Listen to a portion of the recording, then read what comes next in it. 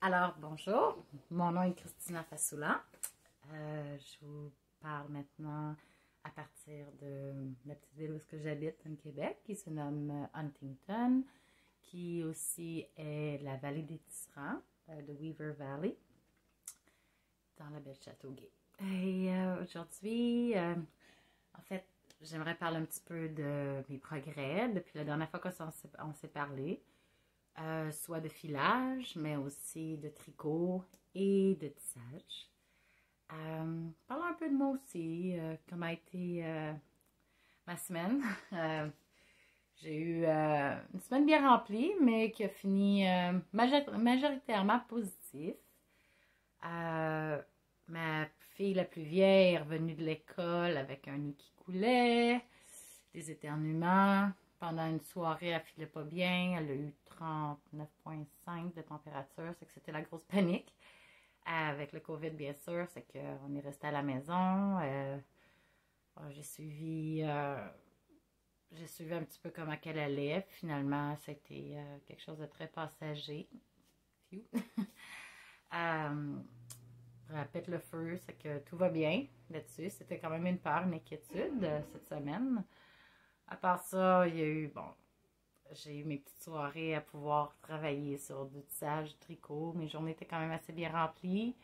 J'ai eu une petite victoire à moi. J'avais commandé des meubles chez Brick le 1er octobre 2020, des meubles pour ma chambre.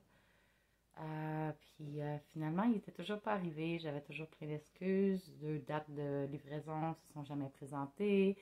Ou simplement, on ne me retournait plus mes appels quand je demandais à être remboursée.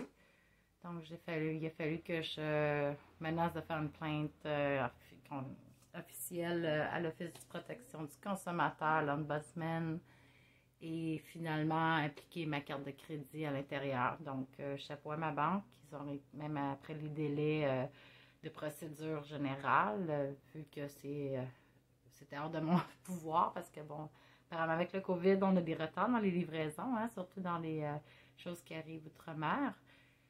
Et finalement, quand Brick m'a dit qu'il poussait ma livraison au mois de mai, puis qu'il n'y avait rien à faire, il ne voulait pas me répondre, il ne voulait pas rien faire, la carte de crédit s'en est occupée. C'est que j'ai finalement été remboursée après 6 mois, avoir payé des milliers de dollars pour des meubles qui ne sont jamais arrivés. Fait que c'était ma bataille, mon stress constant, que finalement, c'est réglé, je peux prendre mes sous, puis finalement, je vais aller chez Ikea. Ça va me coûter moins cher, ça sera peut-être pas ce que je voulais au départ, mais recevoir les meubles maintenant, après tous les problèmes pendant 6 mois de temps que j'ai eu avec Brick, ces meubles-là, je les aurais pu aimer anyway. Ils m'auraient juste fait rappeler tout le trouble que j'ai eu avec cette compagnie-là, qui est malheureusement, j'entends des histoires d'horreur aussi. Anyway.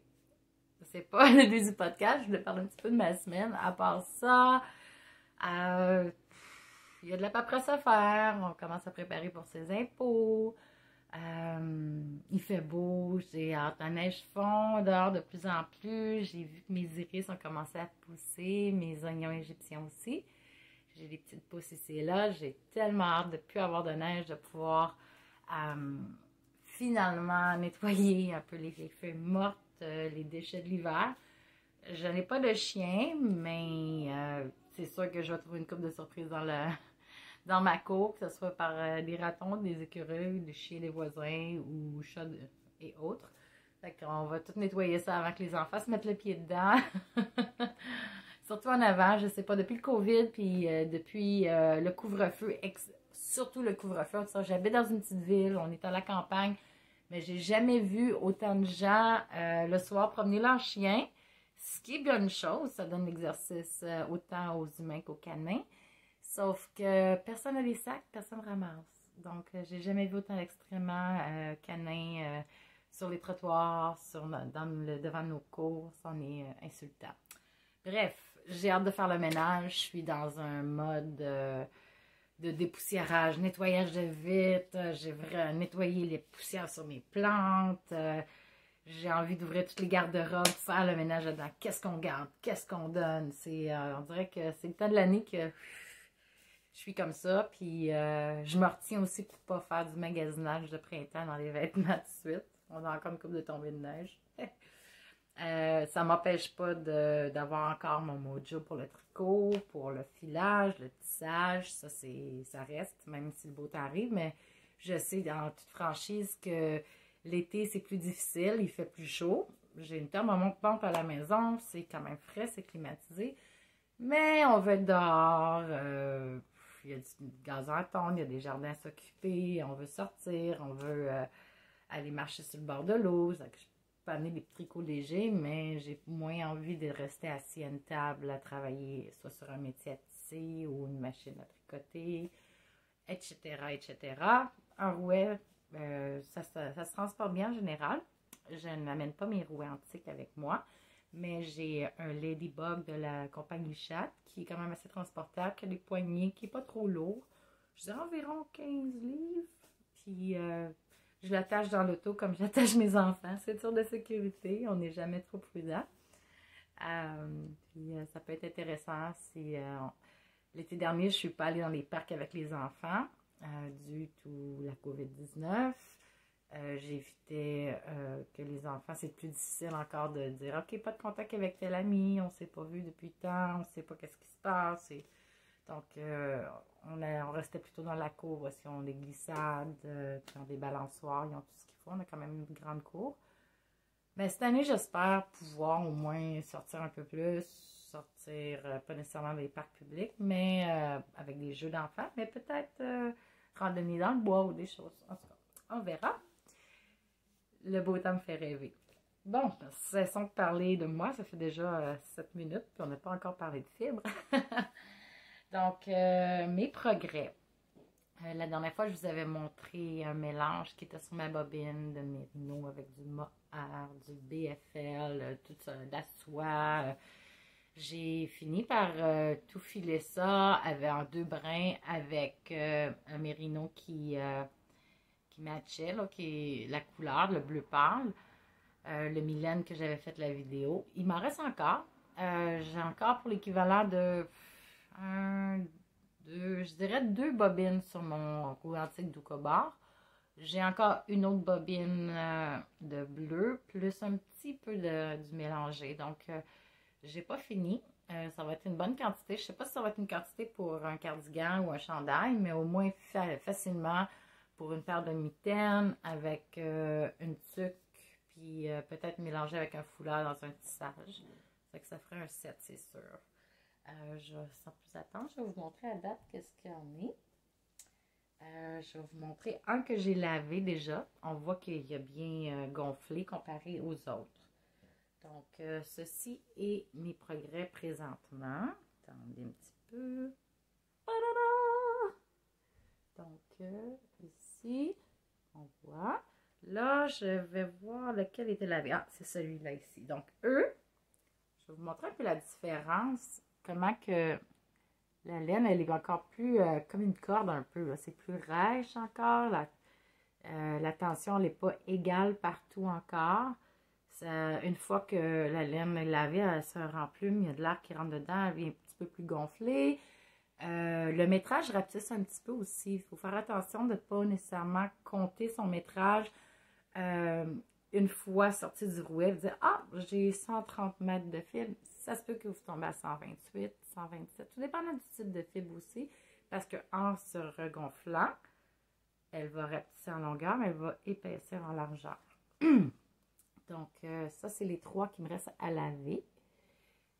Certaines personnes vont faire du twacking, je crois qu'ils appellent, qui vont frapper, ils vont battre les chevaux un peu pour enlever le surplus de tension dans un chevaux de laine. Je ne fais pas ça. Je trouve que ça donne un effet seulement éphémère. Ça donne un semblant d'avoir une torsion équilibrée, mais une fois qu'on travaille sur un projet, que ce soit crochet, tricot, tissage, tricotin, on se rend compte que notre projet prend un petit peu le débalancement que la laine avait au départ finalement. Donc, un truc que moi je fais quand je vide une bobine sur un rouet, c'est un truc de Judith Mackenzie, Tree Bag Full. C'est un cours que j'ai pris en anglais par l'intermédiaire du site web Interweave.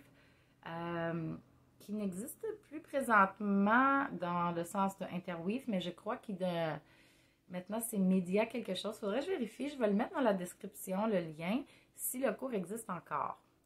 Ça fait quand même quelques années, je sais que le site, tout comme Crafty, avait fermé à certains moments. Crafty s'était tourné avait changé de nom Blueprint. Blueprint a fermé. Crafty a repris. Donc, c'est un petit peu... Mediacore, quelque chose comme ça. En tout cas, Interweave a changé de nom. J'ai dépensé des centaines et des centaines de dollars américains à prendre des cours. Je suis chanceuse d'avoir su qu'ils fermaient un peu d'avance. J'ai tout enregistré mes cours sur une clé USB pour me rafraîchir la mémoire, au besoin finalement. Mais c'était des cours que j'étais supposée pouvoir visionner en tout temps, n'importe quand. Puis c'était vraiment décevant au départ de voir que les compagnies, les pliés qui étaient là depuis plusieurs années dans le milieu des artistes de la fibre, le textile, a dû fermer. C'était triste. En même temps, ça faisait mal au portefeuille. Bon, bref. Ça, c'est les 3 écheveaux non lavés. Une fois que est lavé, on peut voir que... Attendez, je ne sais pas si j'arrive à...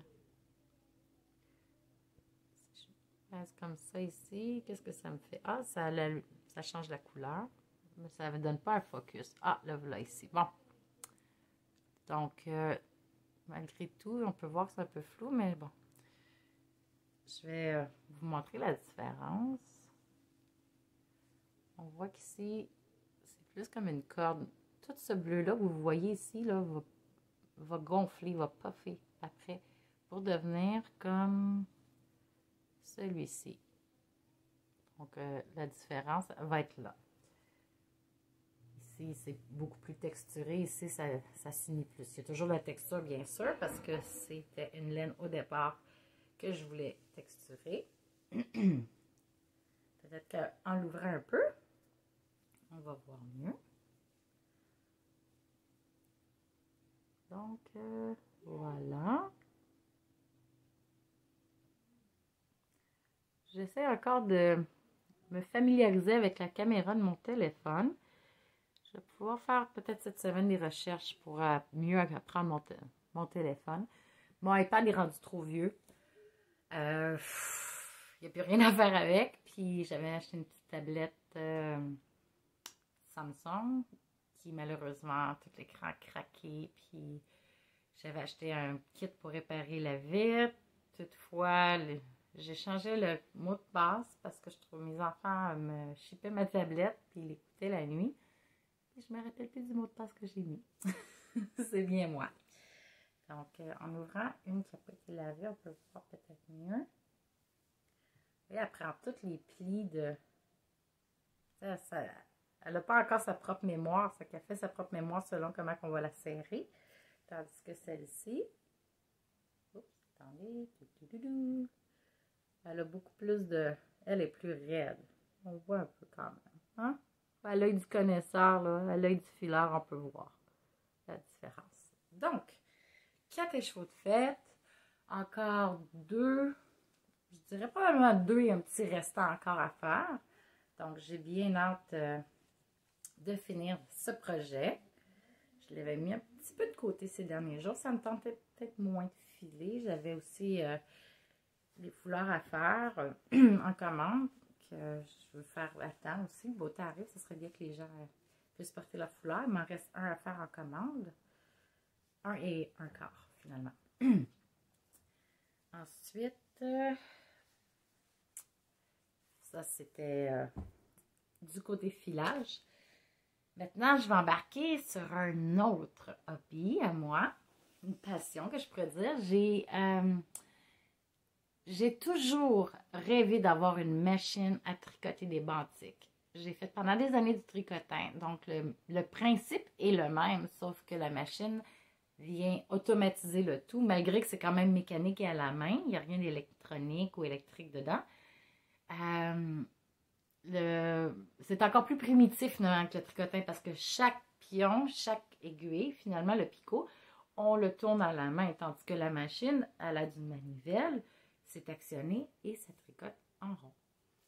C'est un peu dans le même principe que les machines aussi à tricoter, comme on voit souvent de la marque Adi, Centro, Loop and Thread, Singer. Je sais pas si on se rappelle quand on était jeune, la petite machine. On faisait des tucs pour, ou des foulards pour nos poupées. Certains vont s'en rappeler, certains non. Bref, l'an dernier, il y a environ un an et demi, j'ai acquis une machine qui était faite au Québec dans les années 1900, je crois. Ça s'appelle une PT Légaré 400. Elle vient avec 2 cylindres, un cylindre de 56 aiguilles et un cylindre de 72. Le 56 peut prendre une laine un peu plus épaisse, comme une sport jusqu'au DK, je pourrais dire, comme une laine de type Régia, une laine à bas DK, elle peut faire dessus, tout dépendant comment on joue avec la tension. Elle fait un bas un peu plus serré au niveau de la cheville, parce que bon, il y a moins d'aiguilles, donc il y a moins de points, c'est plus serré. Il y a aussi celui à 72 qui peut faire un bas d'homme, une jambe plus large, mais si on joue avec la tension, les mailles peuvent être plus petites et plus fines aussi. Donc, présentement, quand je l'ai acquise, elle était sur le cylindre de 56 aiguilles. J'aimais moins et j'ai décidé de la mettre sur le 72. En la mettant sur la 72 aiguilles, en ajustant une tension très serrée, j'obtiens un bas qui fait à moi, qui fait à mon fils, qui peut faire à des hommes aussi en jouant un petit peu avec la tension, puis en prenant un fil un petit peu plus épais. Bref, ce que j'aime, c'est qu'avec le 72 aiguilles, je peux jouer avec du light fingering, du grosseur 1 mais fin. J'ai beaucoup de laine à bas qui sont comme ça, donc c'était bon pour moi. Donc, je ne suis pas encore rendue à utiliser l'accessoire côteleur. C'est une espèce d'embout qu'on met sur le dessus. On enlève certaines aiguilles, on ajuste le cadran, le timing qu'il appelle.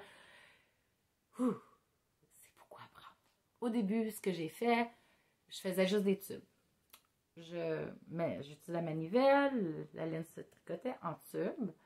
Et ensuite, je tricotais à la main le talon, le pied, le bout du pied, des orteils et la cheville, le côtelé qui va tenir sur la cheville. J'utilisais la technique Afterthought qui est de couper finalement dans son tricot. On sécurise avec des aiguilles de haut en bas, on laisse un rang au milieu seul, on snip et on découpe la moitié. Donc, si c'est un 72 mailles, c'est 36 mailles qu'on découpe. On garde l'autre côté, bien sûr. Et on reprend avec nos aiguilles double pointe ou magic loop avec une aiguille circulaire, c'est comme vous voulez. Et on tricote notre talon. C'est une méthode différente pour certains. Moi, c'est une méthode que je trouvais bien. Mais c'est encore long. C'était comme un cheat. Là. On peut tricher, on fait le tube rapidement, puis après ça, on s'occupe des extrémités à la main. Mais depuis, j'ai appris à faire les talons sur la machine. Oui, on peut faire les talons à rang raccourci. Un peu comme les bas commerciaux qu'on a. C'est à peu près le même style. On finit avec les orteils. On peut faire un toes up ou un cuff down. C'est comme vous voulez. C'est qu'on part de la cheville à l'orteil, de l'orteil à la cheville. Les deux sont faisables sur la machine. L'orteil à la cheville, j'ai jamais vraiment aimé. C'est que je fais toujours cuff down, c'est-à-dire de la cheville aux orteils. J'ai appris à faire mes talons, j'ai appris à faire mes bouts d'orteil. Tout ce que j'ai à faire, c'est le mattress stitch, le grafting, ça veut dire coude au bout avec une couture invisible. Reproduire finalement la maille, la continuité de la maille pour que sur le bout du pied, on ne voit pas que ça a été cousu. Et toutefois, je tricote encore la cheville, le côtelé à la main. J'ai appris une autre méthode qui est le rabat.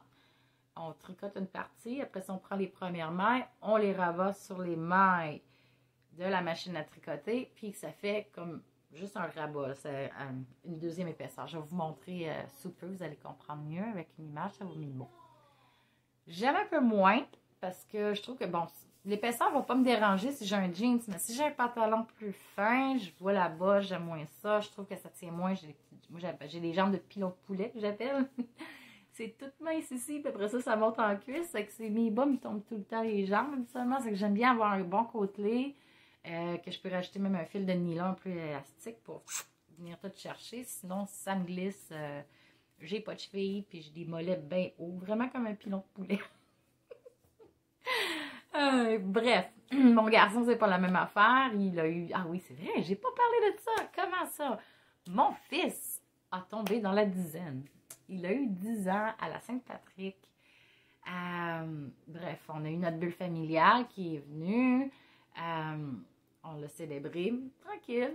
C'est sûr que c'est pas comme... lui, c'est son deuxième anniversaire sous le joug du COVID et ses restrictions.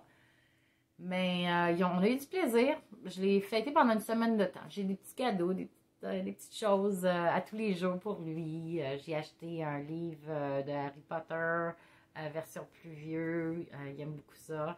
Avec un gros pot de bretzel au beurre d'arachide, fourré au beurre d'arachide, que habituellement, il n'y a pas de nourriture dans les chambres. Mais là, je dis, quand tu fais ta lecture tranquille, la tête en paix, la porte fermée, tes sœurs ne te dérangent pas, tu peux grignoter. Maman faisait la même chose quand elle avait 10 ans, mais avec des réglisses, c'était comme des shoelaces qu'on appelle, c'était des grands cordons de réglisse à la pomme verte, puis en saveur pomme verte, cerise, fraise, c'était la grosse mode dans les années 90.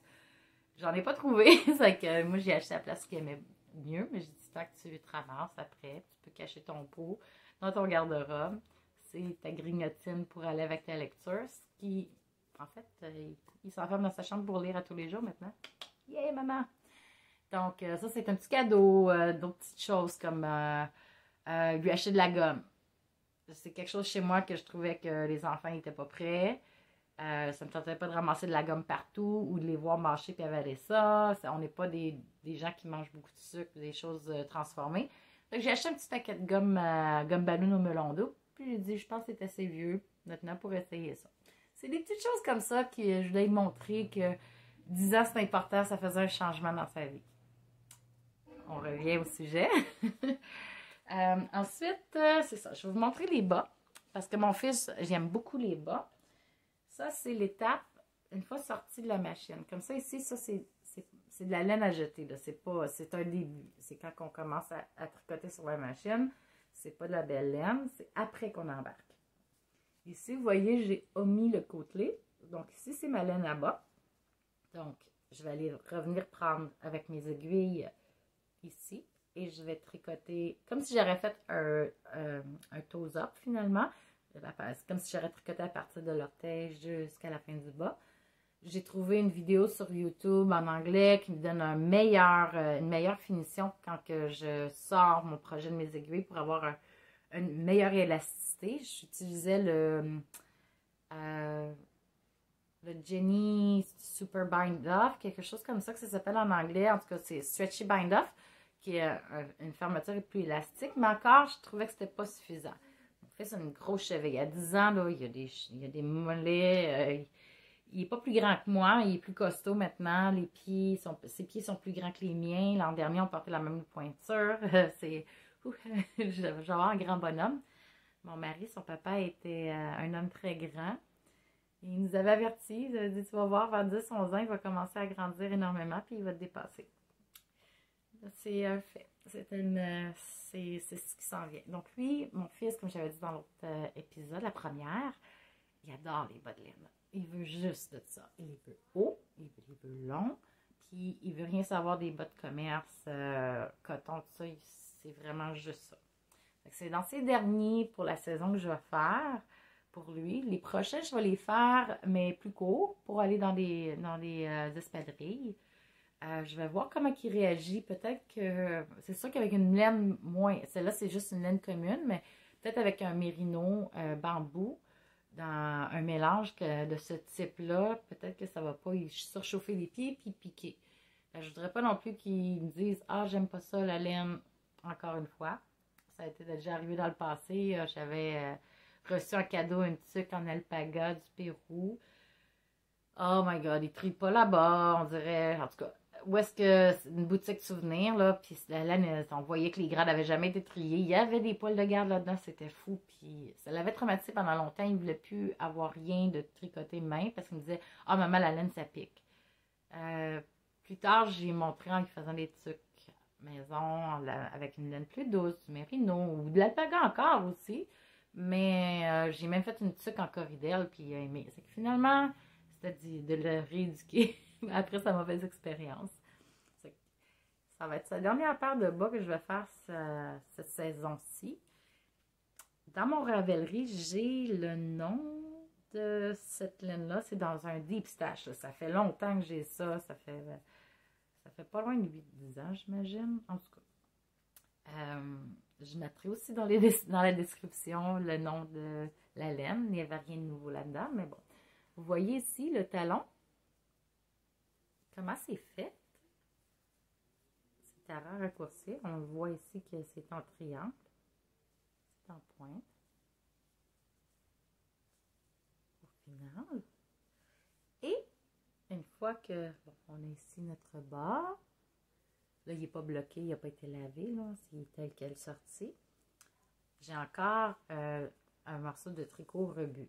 Ici, je vais prendre du coton mercerisé, un peu comme les nappes au crochet parce que c'est solide, mais c'est aussi plus facile d'attraper les points. Ici, je ne l'avais pas fait, puis je sais que ça va être un peu plus difficile de reprendre mes mailles, tandis qu'ici, ça va être plus facile. Un autre truc qu'on m'avait donné, c'était de repasser le bas avant pour finalement établir, plier les mailles, comme ça, elles ne vont pas chercher à sortir. Ça va être plus facile à attraper la petite jambe de chaque maille. Donc, ici, ce que je fais, moi, c'est que je reviens par l'intérieur et je vais venir coudre chaque côté en prenant le coin ici. Je vais revenir, attendez, je vais juste me mettre devant. Ah, voilà. En le pliant comme il faut, ça va être plus facile à vous le montrer. Donc, on voit ici tous les petits picots là. Entre le orange, on voit la petite maille orange ici solitaire. En haut, on voit la maille verte solitaire. Donc, c'est ça ici qu'on vient rattraper. On commence par le bas, le haut, on va de l'autre côté, bas, haut. Puis on continue comme ça. Puis au final, ça nous donne une couture invisible. C'est que j'ai même pas besoin de les remettre sur des aiguilles, ceux-là. Je peux juste m'asseoir, puis le coude sans l'aiguille à tricoter, sans avoir une aiguille à la fin. Puis ça vient... On peut aussi le faire à l'endroit. J'avais déjà vu quelqu'un le faire comme ça dans un cours sur Craftsy. C'était un cours gratuit en plus, je crois. La dame, avait les cheveux courts, un peu mauve bleu, si je ne me trompe pas. C'était une bonne professeure canadienne. C'était une femme qui avait été dans l'armée, retraitée. J'ai pas son nom en tête présentement. Si je ne me trompe pas, elle vient de la Nouvelle-Écosse. Bref, il y avait une petite capsule qui montrait comment finir, même au tricot à la main. Continuer avec une laine de différentes couleurs. Puis après revenir, puis seulement faire notre couture. Une autre chose à rajouter. Bref. J'ai les deux de fait. C'est pas des jumeaux, mais ça me dérange pas. Ça dérange pas mon fils. Même s'il y a du rose, c'est pas grave. Chez nous, les couleurs n'ont pas de sexe. Donc, un garçon peut porter autant du rose qu'une fille du bleu. Donc, ça va être ça. Ça va être sa dernière paire de bas de la saison. Je vais continuer à en faire, mais je ne vais pas y donner tout de suite. Si j'en fais d'autres, je les fais, je les mets de côté pour l'année prochaine. Ça va faire ça de moins ramasser parce que je suis bientôt à veille de faire le ménage de tous les vêtements d'hiver. On store, on donne ce qui ne fera plus l'année prochaine. Donc ça, c'est ce qui me reste de la laine. C'est un beau dégradé. Je vais pouvoir finir le côtelé avec la même laine. Des fois, je vais utiliser une laine différente, une laine contrastée pour le talon, les pieds. Mais ces temps-ci, je préfère me focusser sur la technique, la mécanique de ma machine que de commencer à changer de couleur et aller plus avec une frivolité sur le design. Je focus présentement sur ça parce que ces machines-là, je peux faire de la dentelle, je peux faire plein de choses aussi si je voudrais sur mes bas, mais une étape à la fois, c'est long. Ça fait 1 an que je pratique, je commence à être bonne dessus. C'est très frustrant au début. Perds une maille, renlève ça, refais.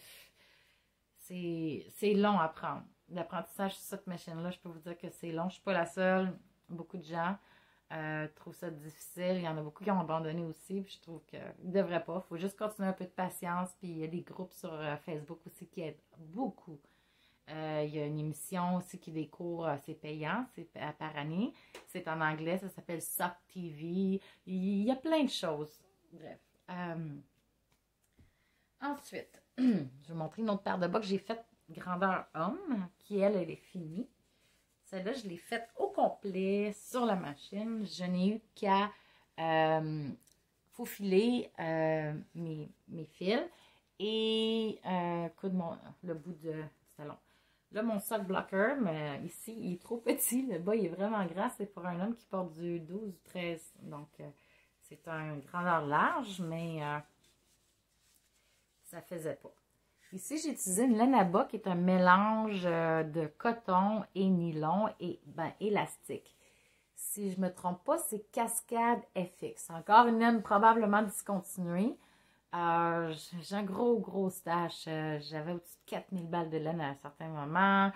J'ai arrêté de compter. J'en ai peut-être 1000 maintenant. J'en ai peut-être 2000. Je ne sais pas. J'ai un stock à l'infini. Puis autant quand j'en passe 80, j'en rejette 100.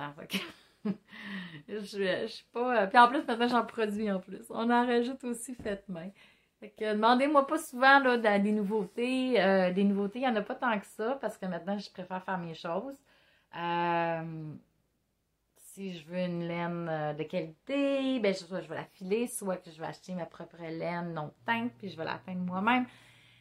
Fait que j'achète un petit peu moins. J'aime encourager quand même les gens locaux. J'aime encourager d'autres compagnies. Des fois, je vais juste acheter une compagnie que j'ai entendue sur un autre podcast, comme les Grocery Girls, des choses comme ça, parce que The Yarn Hoarder, parce qu'ils me donnent juste le goût de magasiner quand je les entends parler. Mais c'est ça, là, des fois, c'est juste par curiosité. Ok, c'est quoi du Plucky Knitter finalement? Je vais acheter. Si je vais à Twist, quand Twist était encore actif avant le COVID. Bientôt, il va l'être encore, j'espère. Là, ben, c'est sûr que j'aimais bien encourager mes amis locales comme Maud Delaine, Maud Charrette. Salut Maud! J'avais acheté dans la dernière année que j'avais été à Twist des échevaux d'elle, biscottes. Il y avait plus de fibres, tu sais, j'étais plus à acheter des fibres. Là, mon amie Christine Gagné, Création Christine, bon, Will Moher, aussi, Céline Paquette, Cactus Yarn. En tout cas, il y avait tellement de monde que je préfère encourager eux que d'acheter en ligne des États-Unis ou d'outre-mer, c'est sûr. Sauf que là, sur une machine à bas, j'ai commencé à scraper mes échevaux de laine à 35-40$ la balle. J'ai fait, oh, on va acheter des laines dites plus communes, style Patton Croy ou de ce type-là, pour pouvoir commencer à me pratiquer. Parce que ça commençait à être très cher mes échecs, très frustrant, décourageant. Cette laine-là vient de chez la compagnie s'appelle Hobby. J'avais fait un yarn unboxing sur une vidéo live sur Facebook. J'étais tellement énervée, je ne pouvais juste pas attendre. J'avais envie de partager ma joie. J'avais acheté 2 paquets de laine surprise. C'était en spécial, ça m'était revenu vraiment moins cher. Puis finalement, j'étais contente parce que l'épaisseur de la laine était bien. Ceux-là qui ont été lavés, sa douceur, je dirais moyen. C'est une laine. On voit qu'elle est woolen, elle n'est pas worsted parce que tu vois, je sens tous les petits poils. Là. On les voit bien ici. Puis ils sont un petit peu rêches. C'est pas de la douceur, mais c'est pas de l'inconfort non plus. Je sais pas si ça fait du sens. C'est pas la laine à bas Briggs & Little, on va dire. C'est pas là rough là. Sauf que c'est pas donné à tout le monde de vouloir porter ces bas-là. Mais moi, je les aime bien, pareil. Moi, j'en porte. Mon fils aussi. Donc, on voit encore les talons. Ici. Là, c'est une autre technique que je dois apprendre, c'est d'enlever les dog ears, qui appellent en anglais les oreilles de chien. C'est-à-dire que à la fin de notre diminution, quand on vient augmenter les 2 dernières mailles de chaque côté, il faut que je les mette ensemble au lieu de les faire un à la fois, parce que sinon, ça donne une petite bosse comme ça ici de chaque côté. Ça fait la même chose quand on ferme le bout d'un pied à l'aiguille. Là, il y a une technique. C'est un petit peu différent sur la machine. C'est une autre chose que je veux faire. Il y a une autre technique pour faire les bouts plus ronds, moins triangulaires. Il y a le Dutch heel qui appelle aussi. Tu peux faire des talons traditionnel. Bref, en tout cas, moi, je suis rendue là. Je vais vous montrer ma progression à force que ça y va. Présentement, je vais attendre d'être bien confidente de ce que je fais, un peu tannée de faire la même affaire pour commencer une autre technique. Et ça, c'est les bouts. Comme là, vous voyez, mon bloqueur n'est pas assez long. C'est ça que je vais l'enlever pour pouvoir vous montrer. Mes bloqueurs à bas, j'étais énormément chanceuse. C'est un ami à moi, un artisan québécois, M. Richard Pépin, qui s'appelle, dans le monde de la fibre, M. Jambes de bois. On voit à l'écran à l'envers, mais c'est marqué Jambes de bois. C'est un ébéniste de métier, ça a été aussi un antiquaire de métier, un passionné de l'histoire du textile, de ses outils. Sa femme, Joanne, tisse, elle est extrêmement talentueuse. Elle fait du tissage, de la peinture, du tapis crocheté. Et c'est des gens en art, des gens avec un grand cœur qui sont passionnés. Comme moi, c'est des amis, je les considère comme ma famille, finalement. Les enfants, c'est comme ça. C'est les grands-parents, les oncles et les tantes pour eux. C'est vraiment, on les aime. Puis, ils nous avaient fait des magnifiques bloqueurs à bois. Puis on s'entend, j'en ai acheté sur Etsy pour les mitaines. C'est pas pareil du tout. La qualité, lui, il a utilisé un vrai bon bois. Rien qui va plier avec le temps et l'humidité. On voit l'épaisseur. Ça a été sablé, verni, je sais pas combien de couches, avec un polyuréthane, c'est que l'humidité ne rentre pas dedans, ils ne crochiront pas. Coupage de précision au laser. Écoute, ça va être un héritage que je vais donner à mes enfants plus tard. C'est la meilleure qualité, pas possible, en tout cas sur les bloqueurs à bas. Je sais pas, je dis tout ça. J'espère que vous n'allez pas me demander s'il en vend. Je sais pas. Il faudrait que je le contacte. Je lui demande s'il y a toujours sa boutique Etsy ou pas. C'est un homme retraité. C'est pas quelqu'un qui veut produire nécessairement pour faire un revenu. Moi, c'est un cadeau. Si jamais il y en a fait plusieurs, parce que c'est rare qu'il ouvre toutes ses machines pour faire juste une paire. S'il fait quelque chose, il va en faire le temps de runner sa machine, passer sa planche de bois, ces choses-là. Peut-être qu'il y en a en stock, peut-être pas. S'il y en a, je vous ferai savoir dans la description ou les commentaires.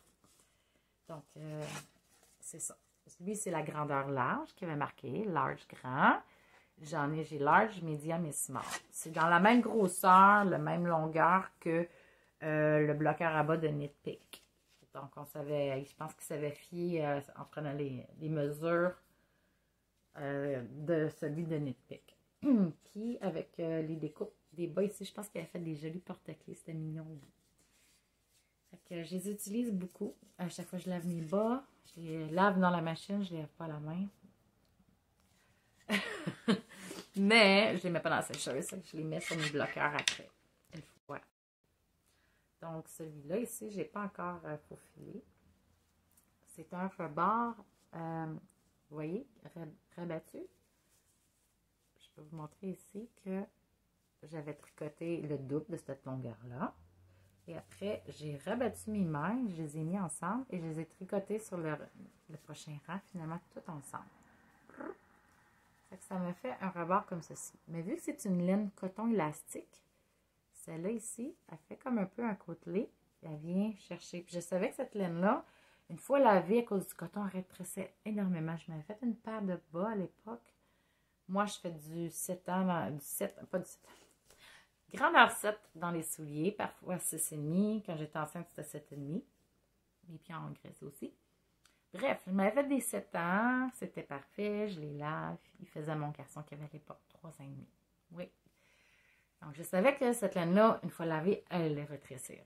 Là, pourquoi je l'ai utilisée ici, je me suis dit, ah, ça va être mon petit truc, mon petit hack, que ça va venir chercher, ça va venir à la cheville comme il faut. Donc, on est ici comme ça. Et à la fin, je vais vous montrer à plat.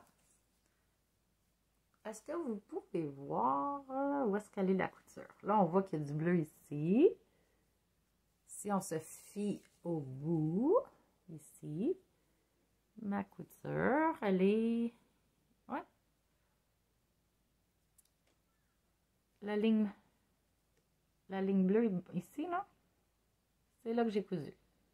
Fait qu'on le voit pas. C'est pareil. C'est c'est comme ça à la main, sans aiguille. J'adore. Même chose pour l'autre. Je vais voir si... ouais, c'est ici, c'est l'autre aussi. Là. Couture dite invisible. Je montre, vous voyez, là, les deux côtés. Couture invisible. Yay! Donc, ces bas-là vont pour un monsieur qui a un cancer. Il se bat avec un cancer présentement. Puis, il y a des douleurs aux jambes, beaucoup. Il y a de la misère avec les bas commerciaux, donc il m'a contacté. Puis, j'ai dit que j'allais en faire une part parce que j'étais vraiment pas prête à sortir au dehors de mes essais-erreurs à la maison. Mais je pense qu'il va les apprécier. Il les a vus, il les a aimés. Ça fait que j'ai dit, bon, ben, je vais finir les nettoyer, faufiler, puis c'est ça. Ensuite, autre projet. Ça, c'était mes projets finis. Presque finis. Presque finis. C'est vrai, j'ai tissé aussi un foulard pour une amie à moi. Une commande, elle avait vu un écheveau que j'avais de Maude. En fait, cet écheveau-là, Maude me l'avait donné. C'est un cadeau. Ça a fait comme un échange quand elle avait acheté un de mes rouets. J'y avais donné de la laine de Blueface Leicester que j'avais teint, un petit sac qui venait avec. Puis elle avait fait un cadeau, me donné un écheveau. C'était mon amie à l'époque qui était allée porter. Ou je se rejoignais quelque part. Quelque chose du genre. Ça fait quelques années, c'est que mieux vaut tard que jamais, je retrouve mon écheveau, je vois la carte mode de laine, je veux l'atteindre maintenant. Surprise, surprise, ça a fait un marbre, c'est comme un marbré dedans, parce que c'était 90% mérino, 10% laine régulière dedans.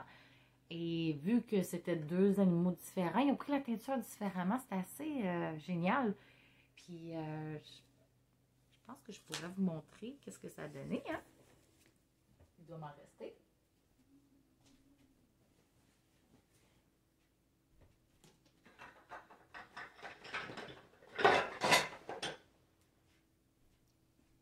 Désolée. Et voilà. Donc, c'est ce que j'avais teint. Ici, on peut voir mieux comment que la laine a fait un effet de couleurs aussitôt que j'ai mis ma teinture. Tout de suite, une a absorbé beaucoup plus foncé que l'autre. C'est sûr qu'il y a différents types de couleurs, mais on voit comme ici un exemple. Un a pris l'orange, l'autre l'a pas pris. C'était comme magique. C'était comme, ça m'a fait, je me suis sentie comme quand j'étais enfant, qu'on achetait, c'était comme des cahiers coloriés, mais avec des crayons comme à l'eau. C'était tous des petits points, puis là, tu mettais dessus, puis là, la couleur apparaissait. Ou ceux qui sont complètement blancs, puis là, aussitôt que tu mettais de l'eau, ouh, magie, les couleurs sortaient. C'est un petit peu ce feeling-là que j'ai eu quand j'ai teint ça. Fait que j'ai tellement aimé que finalement, j'en ai racheté à Maude. Elle m'a envoyé ça dans une grosse boîte de pain congé de Costco. On a une petite blague là-dessus, une petite anecdote.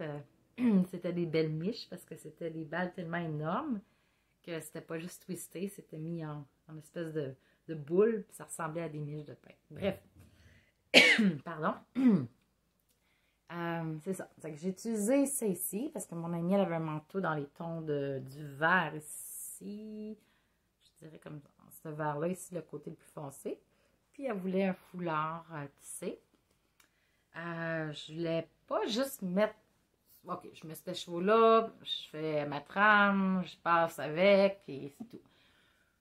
Moi, c'est pas mon type. J'aime beaucoup la texture, un peu de jeu de couleur. Donc, je mélange aussi.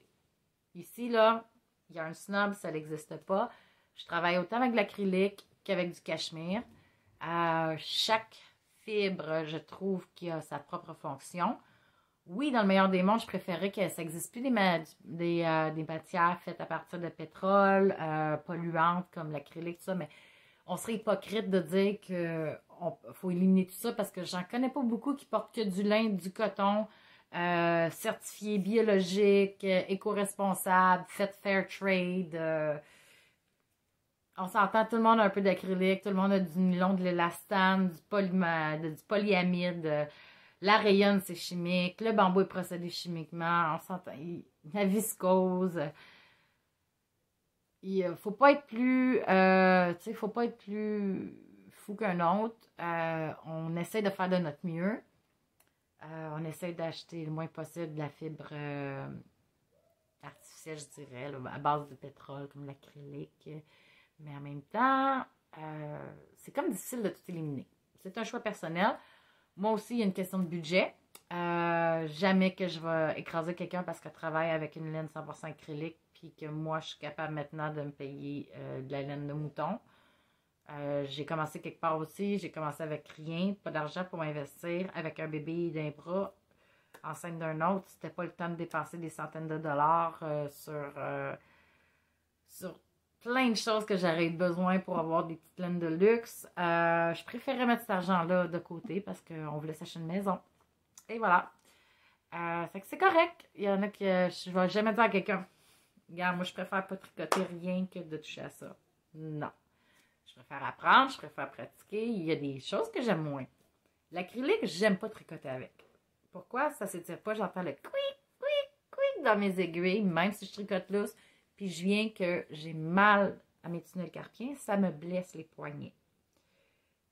Crocheter avec, aucun problème. Tisser avec, aucun problème. Je vais même faire du tricotin avec, j'ai aucun problème. C'est seulement les aiguilles, les broches, là, les aiguilles à main. Cet art-là, le tricot, je trouve que j'ai besoin de quelque chose de mélangé. Je vais prendre de l'acrylique mouton, laine de mouton, ça c'est pas un problème. Mais c'est 100% acrylique. Même le coton, j'ai de la misère. Tout ce qui étire pas, je suis pas capable de le tricoter. Je fais jamais de lingette dans le coton pour la maison. Tricoter, j'en ai mal pendant 3 jours. Je fais un petit carré comme ça, puis j'ai mal au poignet. Je suis pas capable. Je préfère garder ma santé physique, mes poignets, pour pouvoir continuer à travailler sur autre chose. Mais au crochet, par contre, je l'ai fait. Toutes mes lingettes sont au crochet. Ensuite, bon, le foulard. Là, j'ai pas encore... Oups, je suis en train d'échapper mes autres projets. J'ai pas encore lavé mon foulard, donc tout ce qui est le tissage, finalement, le faux filage du fil en haut, en bas, intertwine, entrelacé. C'est encore lousse, on voit au travers, tandis qu'une fois lavé, ça va venir plus... je fais bien des bruits aujourd'hui, hein? Ça va venir saisir, donc... puis ça va donner un drapé aussi, que là, présentement, c'est plus stiff. Puis je viens de me piquer sur... Oups! Je me suis piquée sur un petit bout de foin, je crois. Désolée, j'ai ma fenêtre ouverte. J'essaie de faire changer l'air de la maison. Ça fait que des fois, il y a des petits bruits dehors. Je ne sais pas si vous avez entendu le klaxonnage, mais bon, vous m'en excusez. Donc, c'est ce que j'en ai fait. On peut voir ici le tissage avec la laine de Maude. Mot de laine. M-O-T de laine. Alors, je pense qu'elle avait été inactive un petit moment. Maude a fait, c'est une enseignante aussi de métier, puis elle fait l'école à la maison, ses enfants. Moi, c'est comme chapeau. Elle est vraiment hot. C'est pas facile. Puis, mais là, je pense qu'elle s'est réactivée, elle a rouvert sa boutique Etsy. Ce serait bien intéressant que vous allez la voir aussi. Elle a de la fibre présentement. Je ne sais pas si ça tient encore beaucoup des chevaux, mais je sais qu'elle a recommencé à procéder de la fibre pour sa boutique. C'est que go, go, go. Bref, ici, il me reste encore les franges à couper droite, mais c'est le foulard. Ils sont très longs, mes foulards. Je les fais entre 7 et 10 pieds de long. Donc, voilà. J'ai rajouté dedans, comme vous allez voir, d'autres laines. Je n'ai pas juste utilisé une laine seulement. Donc, comme le mauve, c'est un mélange de laine et bambou. C'était, je pense que c'est 50-50. C'était, comment qu'elle s'appelle encore, le Stitch and Bitch You Bamboo, si je ne me trompe pas, de Deep Stash encore. Ici, j'ai une laine de, c'était Pattern quelque chose, c'est en acrylique polyamide, mais ça faisait comme des petits poils. Ça fait bien chercher une texture. Ici, c'était une autre laine blanche avec de la texture. Je trouvais toujours, je l'appelle ma laine bonhomme de neige. J'ai tout le temps tricoté des affaires pour les enfants que des bonhommes de neige avec ça. J'ai aussi un petit peu ici de laine acrylique qui était une laine 2 tons que j'ai doublée. Pourquoi j'ai mélangé? Une question de coût aussi. Il y a une différence entre un foulard qui coûte 100 $ à faire et un foulard qui en coûte 40. C'est aussi ça, hein? Faut penser à ça. Ensuite, qu'est-ce que j'avais mis d'autre comme laine? Ah oui, j'avais un petit bleu ici qui est un mélange encore. Je pense que c'est 75% acrylique, 25% laine de mouton ici. Il y a une école qui dit « Oh non, non, non, non, quand on tisse, il faut toute la même fibre. » Qui suis-je pour dénier ou renier, se dire? Celle qui a fait au-dessus de quoi, 200, 300 foulards en mélangeant tout, puis des fois une question de tension ou de grosseur, mon foulard allait faire un petit peu de frisou, mais à part ça, là, jamais de problème. Moi, mon idole, ma motivation, ce qui m'a donné le goût de tisser, là, c'est Chanel. Maison Lepage, les modes Chanel, le tweed Chanel. Si vous fouillez sur Internet, ça, je ne peux pas vous le trouver parce que ça fait déjà 2 mois que je cherche la vidéo que j'avais regardée. Parce que je voulais la montrer à des amis. Je ne la trouve plus. Ah! Mais il y avait une vidéo qui montrait dans l'atelier comment ils choisissaient les textures, les fibres, puis comment ils tissaient sur des anciens métiers. La dame qui faisait ça depuis des années, elle venait de décéder. Puis là, il y a de la relève qui essaye de comprendre même comment qu'elle faisait, puis essayer de lire ses livres, ses catalogues. Puis anyway. C'est pas vrai qu'on peut juste prendre une fibre. Non, il faut juste bien calibrer. C'est tout. C'est à force d'expérience que vous allez pouvoir le faire. Donc, un foulard comme ça. Je vais avoir un tour, 2 tours. Et voilà. Attendez, je peux même le grandir. C'est pas des foulards, c'est pas un col qu'on porte dans la maison. Il fait froid au Québec. Fait que, on peut le porter ici. Là, je peux le tourner pour l'égaliser. Et voilà. Fait que je peux le porter ça, rentrer dans mon manteau. Je peux le descendre un peu dans mon dos un peu plus. Comme ça, j'ai mon manteau. Puis ici même à l'intérieur, ça me protège. Je suis une frileuse, moi. Fait que j'aime ça, avoir quelque chose de fun. Si je veux le porter tout à l'extérieur, je peux le faire aussi. Je peux le plier comme ça. Et voilà. On est dans des grands froids dehors. Il vente. Je vais étirer mon foulard. J'enlève un tour, donc ça me donne un peu plus de lousse. Je viens ici. Je viens me cacher les oreilles. Attends, je vais défaire ça, ça va être facile. Je viens me cacher les oreilles, le derrière de la tête. Boum, j'attends les enfants au coin d'autobus. Je mets ça, je mets ma cagoule. J'ai la tête au chaud. Ça va super bien. Je peux même faire la même chose. Je peux même le mettre comme ça, comme un masque. C'est pas un masque, mais tu sais, je peux me cacher le nez, je peux me cacher la tête. Il est assez long, et puis là, il va prendre un drapé, il va être confortable, il va être tout doux, tout mou, puis tout chaud. C'est que c'est les fleurs que j'adore faire. J'en ai fait au-dessus de 200, c'est sûr et certain. J'ai présentement, je travaillais avec un Simple It de Ashford de 10 pouces. Il y avait des défauts quand je l'ai acheté, j'avais laissé ça comme ça. Je me disais, ah, c'est correct. Finalement, à force de l'utiliser, ce qui tient la poignée, le bois à l'intérieur, il y a le tube en bois, puis il y a comme une espèce de cercle, mais au lieu d'être un cercle, c'était comme un cercle carré, droit sur les côtés. Puis c'est ce qui faisait qu'il y avait un grip, qu'il y avait une retenue, puis qu'on pouvait tourner pour embobiner le foulard. Mais ça, le bois, il a mangé. Il est devenu complètement inexistant. Là, il n'y avait plus rien, c'est que ça tournait dans le vide. C'était rendu rond au lieu d'être rectangulaire avec un certain cercle, que je pourrais dire. Puis, ben c'est ça. Je m'en ai racheté un autre en pensant qu'il ne pouvait pas changer la pièce. Après ça, j'ai su qu'on pouvait acheter une pièce. Mon amie Christine m'avait bien aidé aussi à faire cette démarche-là. Fait que maintenant, une fois réparé, je vais en avoir 2 fonctionnels. C'est bon parce que je me dis des fois, je peux faire un projet comme un long foulard, puis avec les restants de laine, j'embarque sur un autre. Fait que je suis pas toujours en train de défaire toutes mes bobines, mes canettes, mes shuttles, mes bateaux. Je sais plus, j'ai un petit blanc de mémoire. Bref, c'est ça. Je suis rendue avec 2 foulards, 2 métiers à tisser pour des foulards, c'est bien. Si j'aurais à en racheter une autre, je pense que j'irais vers la compagnie Chat. J'essaierais le criquet. J'ai vendu mon chat de table il y a quelques semaines parce que je trouvais, pour moi, Je trouve ça juste trop lent de clic, clic, sortir, descendre, de, mettons, la trame, les shafts en français, je ne m'en rappelle plus, mais bon, si mettons se faire du 1-3, 2-4, il faut tout le temps que tu descends les petites pinouches pour que ça fasse monter, puis après ça, tu passes ton fil, tu rabats, déposes ton shuttle, ta navette, enlève le 1, mais le 3, non, non. Je trouvais que c'était une perte de temps pour moi. Puis du métier berger, un rigid heddle, on appelle ça aussi un métier berger.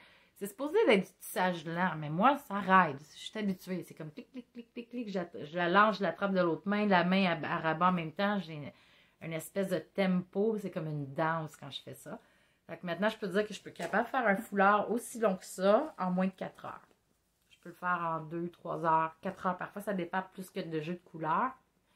Plus que c'est long, c'est sûr, parce qu'on change souvent de couleur. Mais ça va quand même relativement vite, puis je suis capable de faire quand même des côtés assez droits.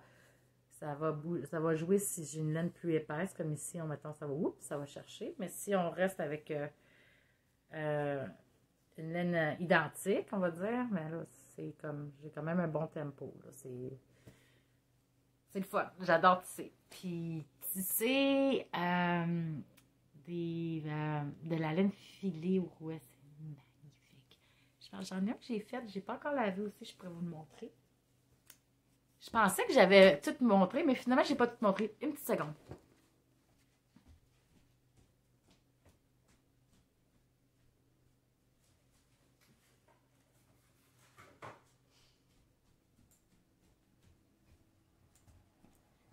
Et voilà, de retour. J'ai dit que c'était pas long. Je l'avais montré sur Facebook, mais je trouvais que la lumière, c'était pas super. C'était à mon studio. Le studio, il y avait, à l'époque, c'était peint rouge foncé, bleu électrique. C'est comme... ça m'appartient pas. C'est pas quelque chose que je vais investir à payer des centaines de dollars pour des couleurs sur les murs pour l'instant, parce que c'est un espace temporaire. J'essaye, mais là... Avec le prix du bois qui a augmenté, là, chapeau, hein, 273% d'augmentation, 276% d'augmentation, là, c'est comme débile. Je pense que je vais être obligée d'attendre un petit peu pour mes projets, mais je pensais me construire un studio dans ma cour. Ça existe des cabanons garage qui appellent, là, ça a l'air de petites maisons, finalement. Mon but, c'était au printemps de faire installer ça dans ma cour à une bonne grosseur, que je puisse toutes mettre mes choses, faire connecter l'électricité, mais aussi avoir investi dans un petit panneau solaire. Ça dépend des prix. Ça, le panneau solaire, c'est comme le rêve, mais j'ai aucune idée de combien ça me coûterait. C'est sûr que si on tombe dans les 10-20 000 $, là, ça tombe à l'eau. Mais c'est ça, je me disais, ça serait idéal parce que payer un loyer, c'est cher.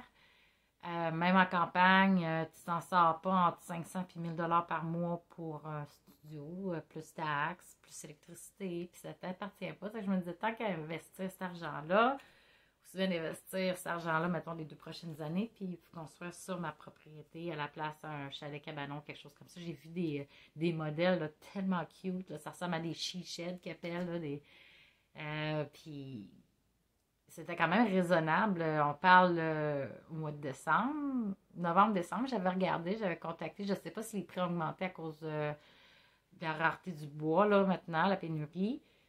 Mais j'aimerais les recontacter. Si j'arrive à trouver une autre compagnie qui a le temps aussi de me faire la slab de béton, là, faire couler le béton pour la base.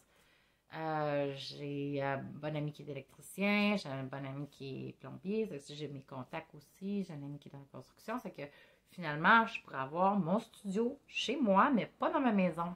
J'ai juste à traverser la cour. Le seul hic là-dedans, c'est que je vais être pognée à déneiger encore plus parce que là, il faut que je fasse un bon chemin propre pour me rendre de la maison ou au fond de la cour où est-ce que le studio va être.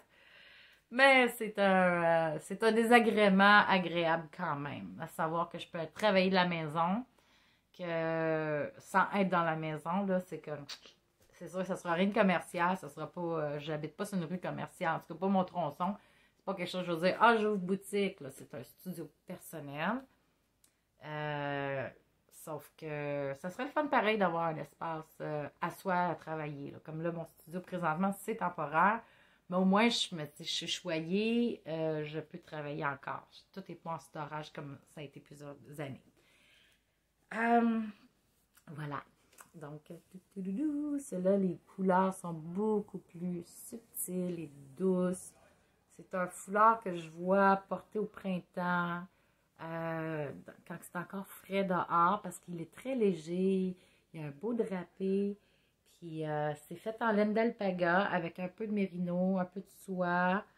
Euh, c'est...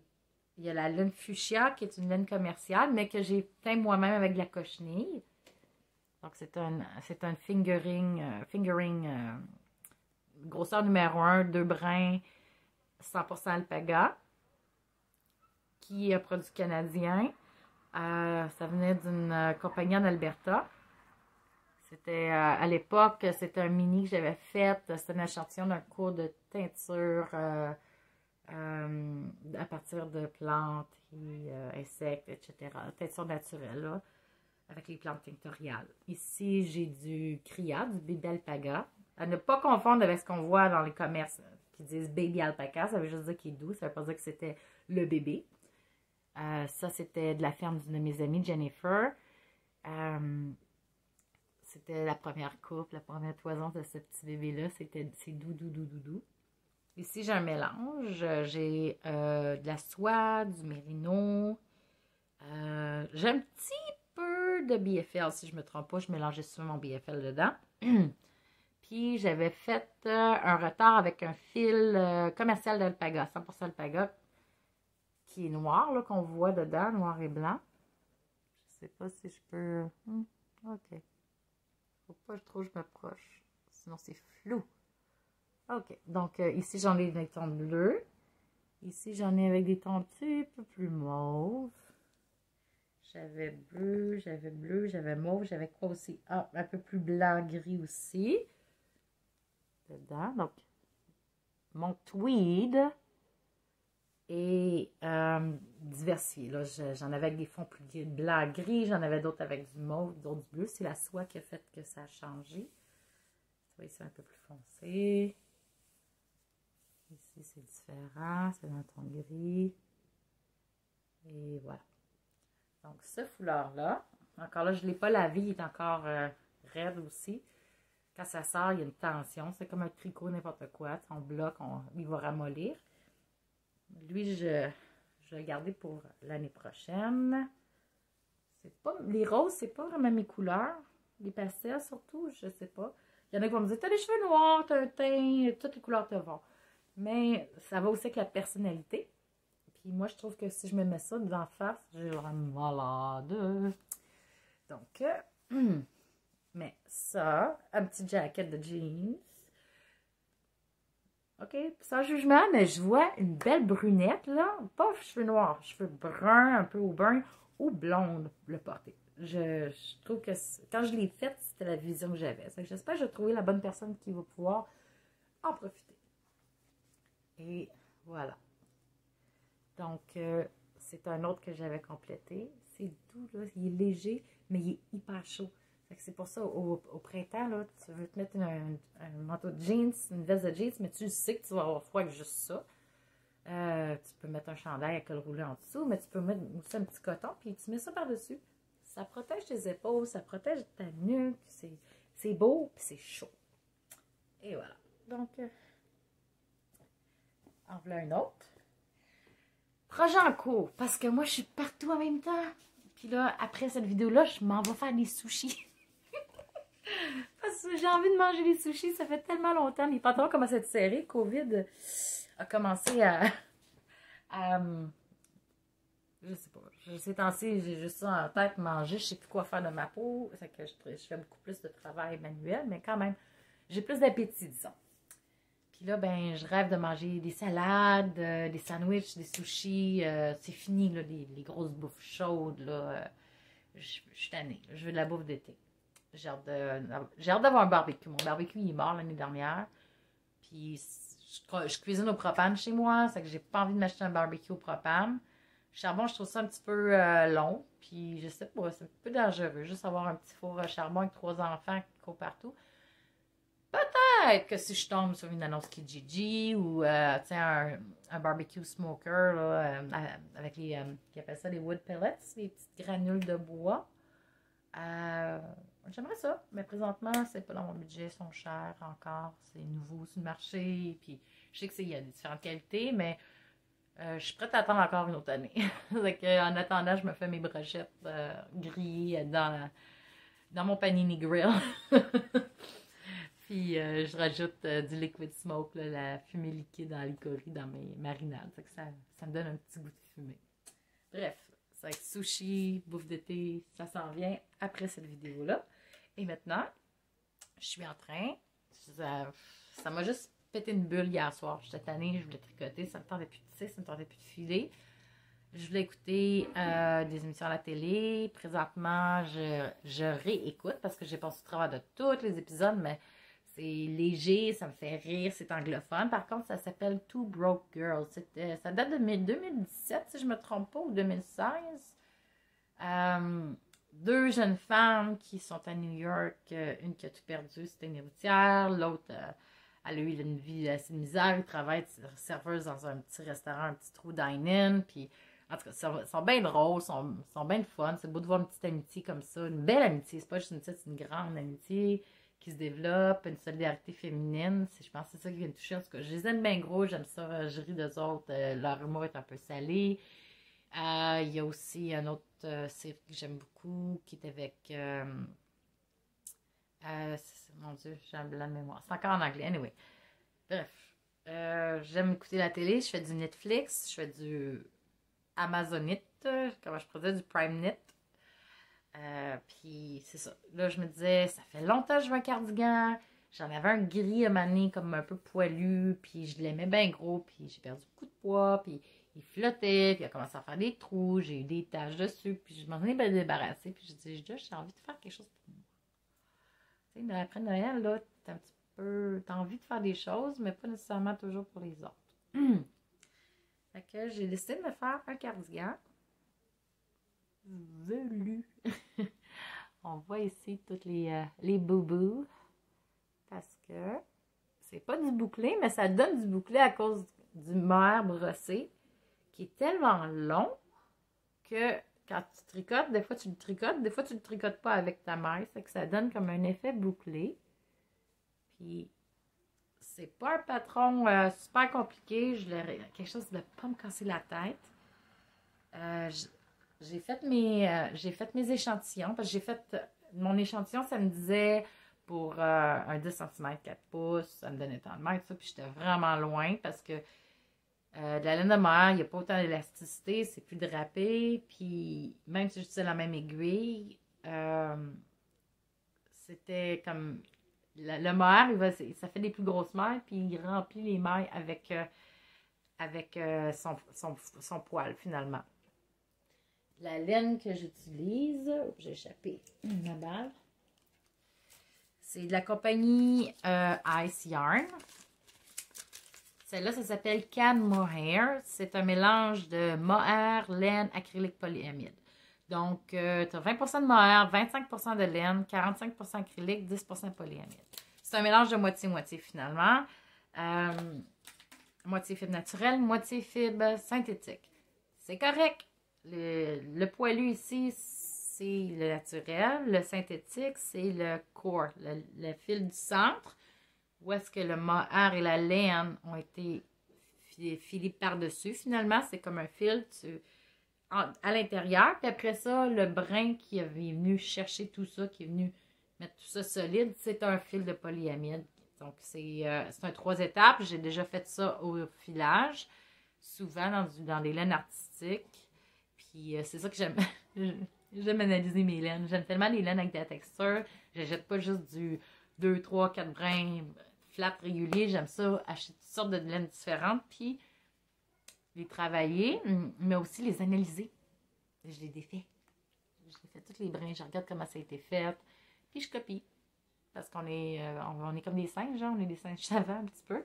On apprend en voyant comment c'est fait. C'est que finalement, c'est ça. C'est que c'est pas un léger mohair. On s'entend, c'est du poilu, mes amis. Là, c'est énorme. Eux autres, ils considèrent ça comme un laine numéro 4 de type worsted. Aiguille à tricoter 5 mm. Pourquoi? Parce que 5 mm, moi j'aurais dit anyway avec du mohair, fait qu'il va du bulky. On peut l'utiliser en bulky parce que même s'il y a des espaces, même si les mailles sont plus lousses, à l'intérieur, les poils viennent toutes comme fermer le tissu finalement. Présentement, j'adore tricoter avec mes ChiaoGoo. J'ai deux sets interchangeables. J'ai aussi des circulaires non interchangeables. Mais malheureusement, je ne trouvais pas celle qui demandait pour le patron, qui était une 4 mm. C'est que j'ai sorti mes Knit Pick Rainbow, je crois, que je déteste. J'ai acheté un set. Knit Pick me les a remplacés 3 fois à date. Puis à chaque fois, je me les fais remplacer. Je reçois toujours le même problème. Le joint ici, là, ceux-là, c'est la première fois que je les utilise. Puis quand je tricote, là, poc, il sort. Faut tout le temps que je repèse dessus, mal en accroche. C'est pas ici qui se dévisse, là. C'est vraiment le joint qui tient pas. Puis ça, c'était mon set au complet. J'ai eu des problèmes avec tout le set. Un qui était fendu ici, il y avait une coche dans le bois. Ça peut arriver, là, on s'entend. Mais que ça soit fait aussi mal fait des deux côtés. Puis là, c'est rendu, on me dit, oui, mais tu sais, Knit Pick, le service à la clientèle est exceptionnel. Tu as juste à les rappeler, ils vont te le remplacer. Mais quand ça fait autant de fois que tu appelles, un moment donné, tu passes pour une voleuse, on dirait. Tu sais, au téléphone, tu sens le doute de la personne. Oui, on va vous en envoyer un autre, là. Mais, tu sais, c'est comme, ils vont respecter leur politique d'échange, malgré que je montre des photos, tu sais. Puis je montre que c'est pas là, toujours les mêmes aiguilles. Là, je leur montre, écoute, c'est une 4.5, celle-là, c'est une 4, l'autre, c'est ça. J'ai dit 4, tantôt c'était 4.5 que j'avais besoin.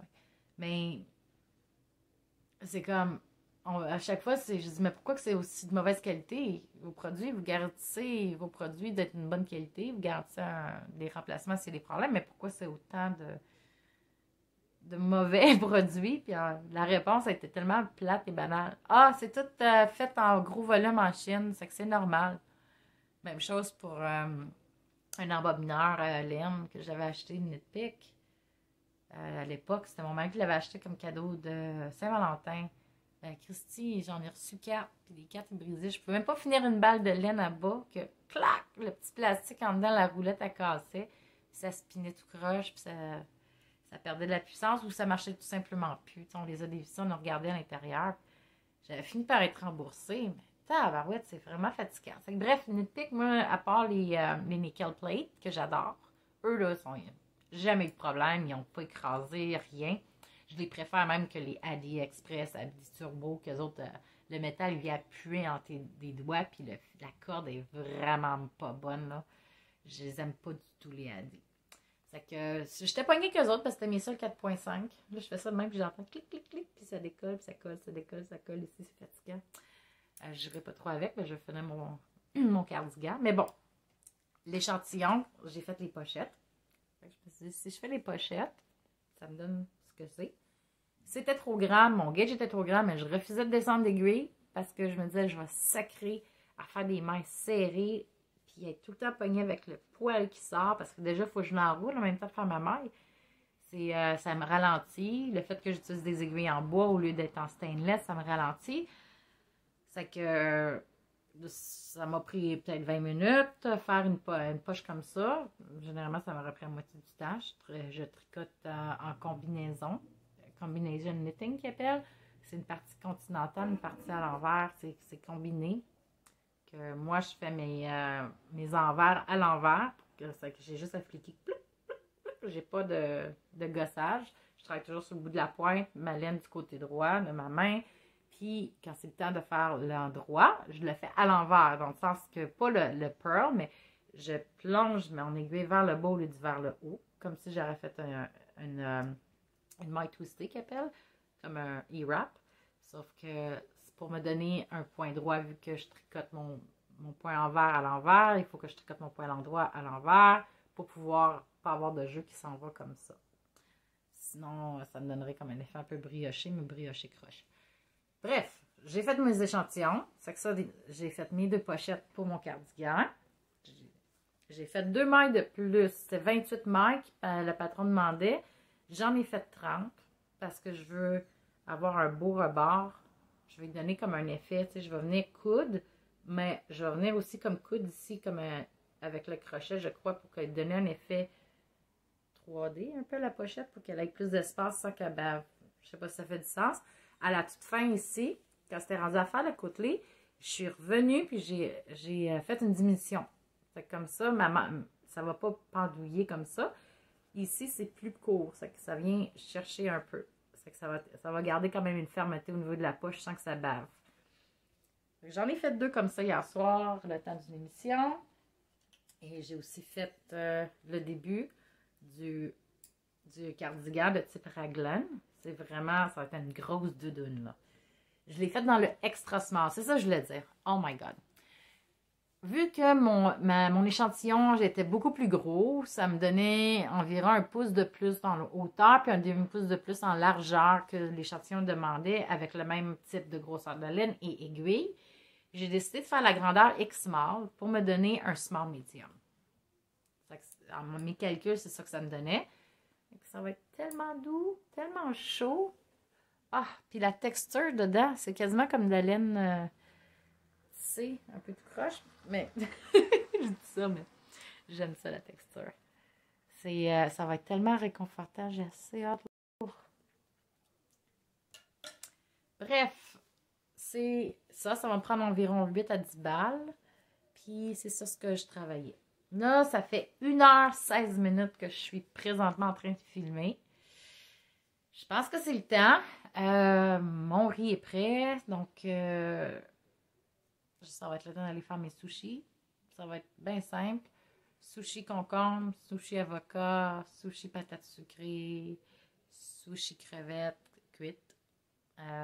Puis, j'ai mes petites sauces maison, mayo épicé, mayo pas épicé avec sésame. Des petits trucs que tous mes enfants aiment, moi aussi, puis qui est santé, qui est simple quand même. Puis eux autres simplés qui aiment ça aussi faire des sushis. C'est que je leur ai acheté un petit tapis à sushi. Donc sur ça, je vous souhaite une belle fin de week-end. Allez prendre des bonnes marches, respirer de l'air frais, écouter la télé le soir. Bon, c'est encore le couvre-feu dans beaucoup de régions, c'est qu'on ne sait pas trop quoi faire. Mais là, reprenez un petit peu votre goût de la fibre ou finissez vos projets que vous avez commencé cet hiver. Si vous n'êtes pas quelqu'un qui va tricoter ou tisser ou filer beaucoup pendant l'été parce que vous avez trop chaud, vous n'êtes pas dedans, ben essayez comme résolution, donnez-vous un boost maintenant avant d'être occupé dans vos jardins, dans votre ménage du printemps. Finissez vos projets, lavez-les ou storez-les, puis vous allez être content. L'année prochaine, il va y avoir encore moins de cadeaux à faire. Ceux qui offrent beaucoup des tricots ou des choses faites main, ben c'est le fun d'en avoir un peu moins sur les épaules quand le temps des fêtes arrive. Si vous avez déjà un petit stock de presse, c'est le fun. Ou juste quand l'automne arrive puis qu'on commence à mettre nos vestes puis nos chandails puis ça sent bon dehors, c'est frais, ben c'est le fun de dire « Ah, j'avais déjà fait ces mitaines-là, ce chapeau-là il est fini. Bon, mon projet de filage est fait, ma laine a été lavée, elle a été reposée, j'ai envie de tricoter quelque chose pour moi. » C'est le même plaisir que quand on a acheté notre matériel d'école, nouveau sac à dos, nos nouveaux vêtements d'automne. Il y a le même plaisir, c'est neuf, mais c'est fait main, c'est encore mieux. Donc, sur ça, amusez-vous, ayez du plaisir. Faites ce qui vous plaît dans vos arts. Là, j'arrête pas d'accrocher mon trépied, désolée. Puis, je garantis pas que ça va être un podcast à tous les semaines ou aux 2 semaines. Ça va être selon le temps, ma disponibilité. Là, j'essaie de finir mes projets. Après ça, je sais pas si j'ai à déménager mon studio ce mois-ci, dans 2 mois, dans 3 mois. C'est que c'est une autre chose aussi à savoir. Je vais avoir mon projet construction de studio ou pas. Je sais pas si ça va être faisable cette année, cet été. Croisons les doigts. Puis, c'est ça. J'ai encore de la paperasse, les impôts, le ménage de printemps, nettoyer ma cour. Je suis encore dans les rénovations dans la maison. C'est à petits pas parce que beaucoup de fois, c'est interrompu. J'ai encore une salle de bain à finir, une cuisine à finir, tout est à moitié faite. Tu peux pas... je sais que le Go avait dit qu'on pouvait continuer la construction, mais tu sais, tu peux pas amener un crew là, une équipe de 4, 5, 6, 7 personnes à travailler chez vous quand tu as une hausse de COVID partout. Ça fait juste pas de sens aussi. Donc, entre tout ça, 3 enfants, j'ai hâte de voir comment mon été va être, ou juste mon printemps. J'espère que je vais avoir assez de temps pour faire plein de projets. Peut-être que je vais être moins sur le tricot cet été. Ben, je dis peut-être. Je me mens, je suis hypocrite. Désolée. C'est sûr, ça ne me tentera pas de faire du tricot. Allô, je me mets pas des couvertes ou des chandails sur le dos, ses cuisses en été à tricoter, c'est pas vrai. Je préfère grandement faire des petits projets. Je vais probablement travailler sur ma machine à bas parce que j'ai pas touché la laine vraiment. C'est comme à la climatisée. Je vais peut-être tisser, mais ça va être à peu près tout pour l'été. L'été, c'est un petit break. Je focus sur autre chose. Je fais pousser des légumes. Puis je m'occupe de mes enfants au dors. Sur ce, bye bye. Merci d'avoir été là encore pour cet deuxième épisode de capsule. Je ris parce que je le prends tellement pas au sérieux aujourd'hui. Puis c'est ça, ce soir, ça va être encore Netflix ou Prime Knit. On va voir. Je vais tricoter encore un petit peu de mon cardigan. Je vous ai même pas montré c'était quel cardigan. Super easy. Patron gratuit de Lion Brand. C'est sur leur site. Ça se nomme Effortless Cardigan. Donc, un cardigan sans effort. J'ai aucune idée si le patron est offert en français aussi. Le patron a été designé par Zabeth. Z-A-B-E-T-H. Le patron, le numéro du patron, parce que les autres, ils vont par numéro. Si vous voulez chercher sur Ravelry, c'est le L90082. L90082. Donc, comme vous pouvez, je m'excuse, la photo est un petit peu floue, noir et blanc. Sur Ravelry, vous allez le voir beaucoup mieux, mais c'est un cardigan lousse. Il n'y a rien de serré, il n'y a rien de fité. C'est vraiment la doudoune à porter. C'est ce que j'aime quand je m'en vais dans ma cour au printemps. Il fait chaud, il fait froid, il fait chaud, il fait froid. Je me mets ça, je fais brûler un peu de bois, j'ai mon petit foyer. Je regarde les enfants jouer, j'ai une petite commission rapide à faire au dépanneur. Boum! C'est fait. C'est mon... Il fait juste plus frais le soir, mais tu sais, tu veux manier, t'es tanné de mettre du chauffage dans ta maison. Tu coupes tes chauffages, tu t'habilles un petit peu plus chaud pour une semaine, le temps que... Il n'y a personne qui veut mettre du chauffage genre au mois d'avril, fin avril, début mai dans sa maison, mais des fois, ça peut être froid et humide. C'est vraiment juste pour ça. Avoir ma propre doudou. Bon, ça c'est vrai. Bye bye!